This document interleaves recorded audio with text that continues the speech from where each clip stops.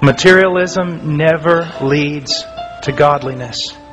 Things are only obstacles that get in the way of an eternal perspective. We talk about mission.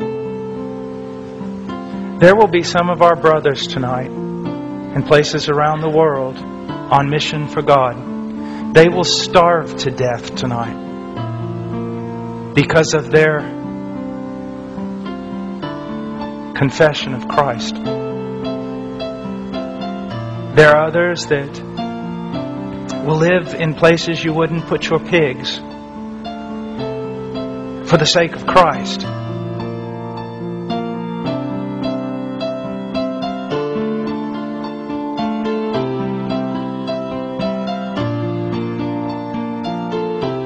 Let me ask you something. How much has Christianity cost you?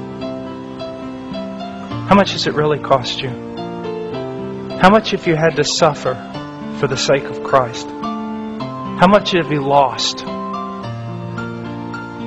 for Him?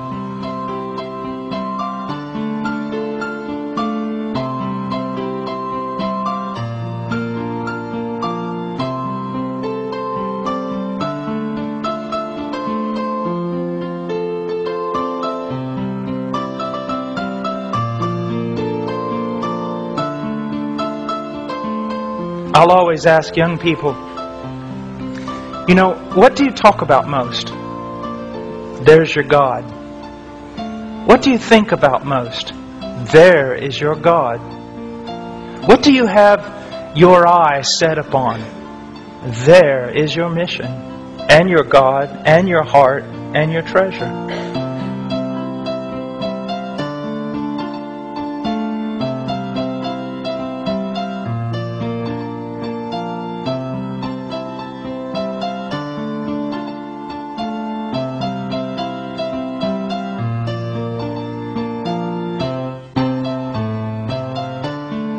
What consumes you? One of the worst things you can do is reduce Christianity down to a moral thing you do because it's what everyone else who is moral does. Talking about passion. We're talking about treasure. Now, let me say something very, very revealing about myself, about human nature, about men. When I was in Peru serving the Lord, it was during a terrible war. People were dying all around. Sometimes I was in the city of Lima, which was considered the worst place on the face of the earth at that time. Sometimes in the jungles, on the Amazon, sometimes on the Marañón, sometimes in the Andes Mountains, fraught with danger. People used to tell me, it must be so hard to live for Christ there. No. Easiest thing I've ever done was live for Christ there. Why? You have nothing.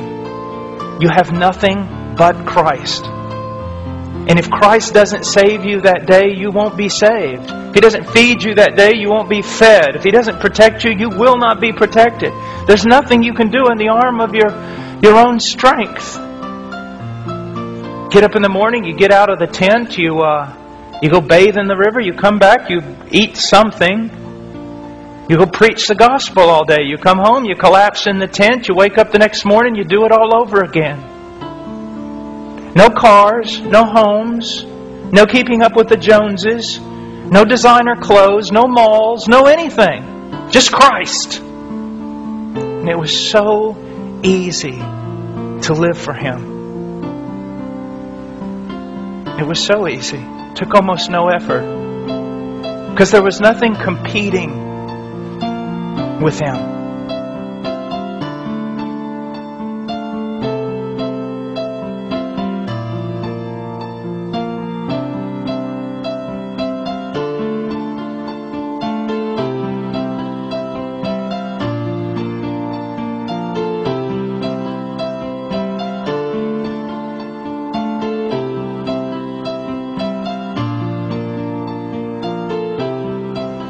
I feel like one of the worst things that ever happened to me, even though I know it isn't, because it is within the will of God.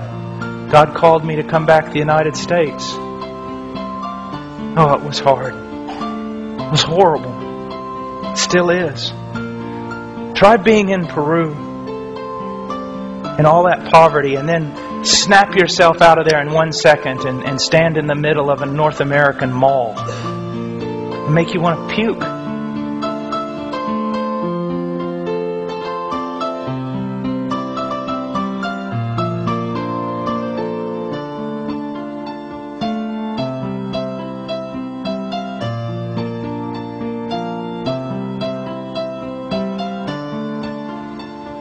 Look around at everything that glitters and shines. Just make you nauseous. It is not hard to live for Christ in Peru. It's hard to live for Christ in the United States of America. Such a battle. And to be honest with you folks, we're losing it. We're losing it.